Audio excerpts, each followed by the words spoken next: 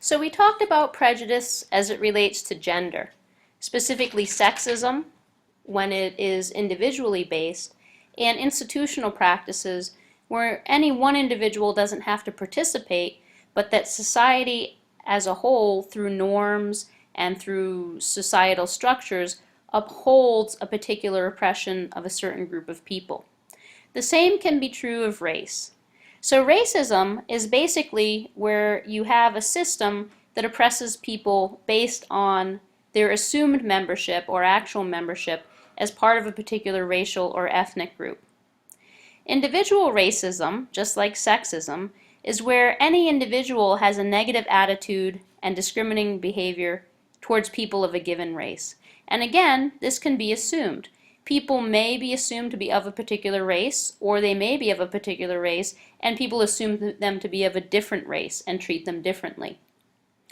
Institutional practices are things that are social, governmental, economic, or political policies or barriers that oppress people of a given race. For example, I have up here some signs that used to be found in the southern part of the United States, indicating that certain areas, certain restaurants, certain businesses either were for white people only, or if African American people could use it, they had to use a different area or go through a different door. This was known as Jim Crow. Jim Crow policies were basically laws put into effect to keep in place segregation. It was an institutional practice. If you didn't necessarily agree with it, or you had no particular problems with people of a different race, you were not free to intermingle. The law basically kept it so that racism was in place, and that if any one particular person disagreed with it, or agreed with it, they were neither upholding nor not upholding the system perpetuated itself. And it really wasn't until the 1960s and much of the civil rights work that took out many of those policies that were institutionally ingrained in certain sections of our country. So is prejudice disappearing? After all, we do have a president who is African American, and things on the surface seem to be looking better. According to what Americans have been willing to tell poll takers, old-fashioned racism, that is blatant and explicit and out in the open, has been declining since the 1940s. It would seem that out-and-out prejudice, out-and-out policies, out-and-out explicit racism has declined. However, has racism gone away? Well, most people would say it has not. Where has it gone? What has happened to it? The thinking is that racism now tends to be more in the form of modern racism. And modern racism is something that is subtle, it hides behind the screen of another motive, and it can be difficult to pinpoint because it isn't blatant and it isn't out in the open. For instance, here is a picture of the Ku Klux Klan. They were very open and very clear about their prejudice towards African Americans, towards people who were Jewish, and towards many other groups.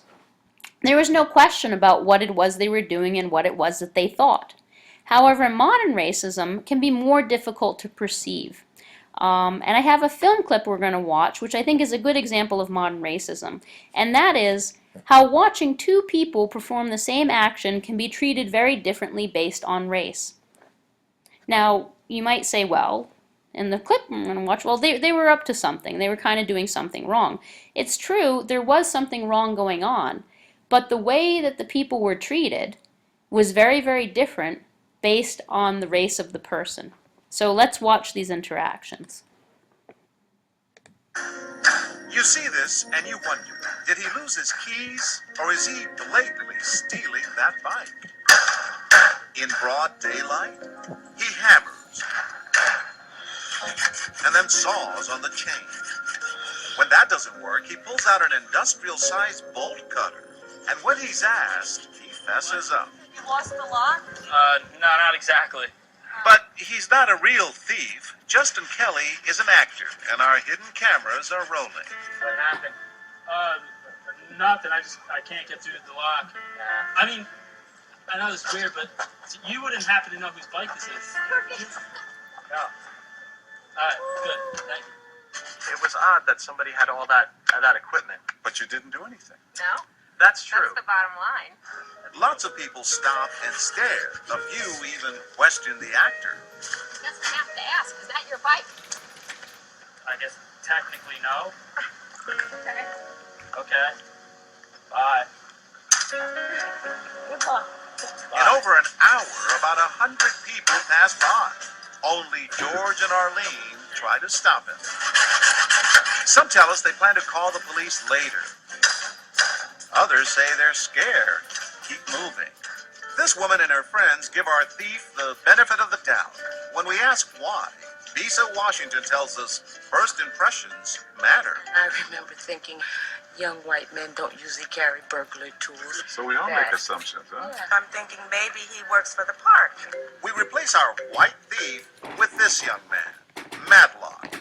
Remember, both actors dress in a similar way and are about the same age. Is that your bike?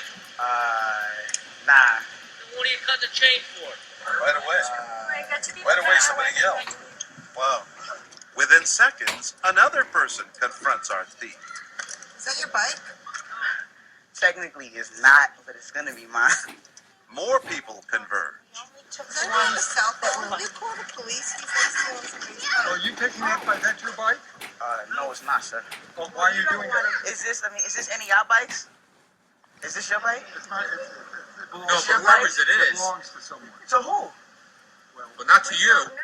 And sure enough, one man whips out a cell phone to call 911. There's someone taking a bike here. Our actor triggers more reaction. Some people are even snapping pictures for evidence. I got the bike. I got you. Guys stealing the bike. Whose bike's over here?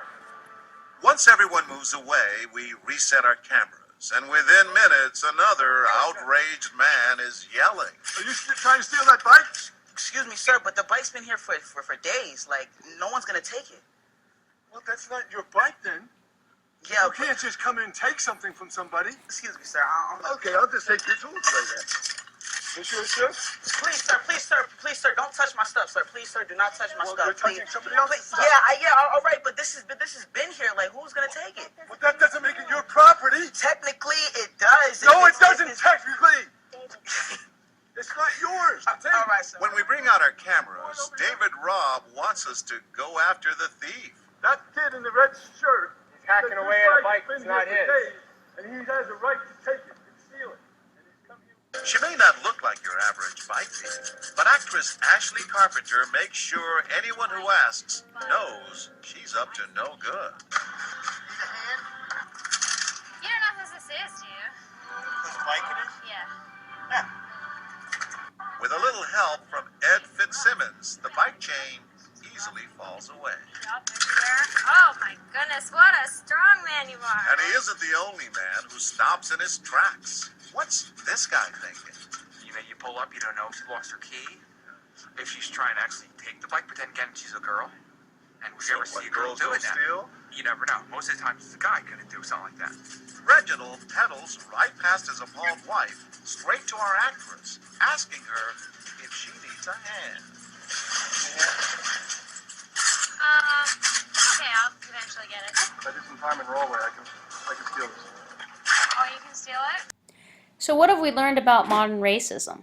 Well, if we hadn't seen the comparison between the three different people and the way they were treated, dependent on gender and dependent on race, we wouldn't have been able to be sure that there was maybe some racial component to things. An assumption that certain groups are taking things and other groups, well, maybe they're up to something, maybe they're not. We're going to give them the benefit of the doubt. The point is that it's subtle. Is the clerk watching someone because they're potentially maybe taking something from the store, or are they watching them because they assume they belong to a racial group that tends to take things from the store? It's difficult to pinpoint, and it's difficult to prove, and that can lead maybe to a lot of stress and a lot of difficulties for people who are part of those groups, because you have to question, am I being overly sensitive? Or is this actually what's going on? Is this person actually intending that? And it's much more difficult to detect than, as we mentioned, the old-fashioned racism, which is kind of out in the open and blatant. In terms of the origins of prejudice, Realistic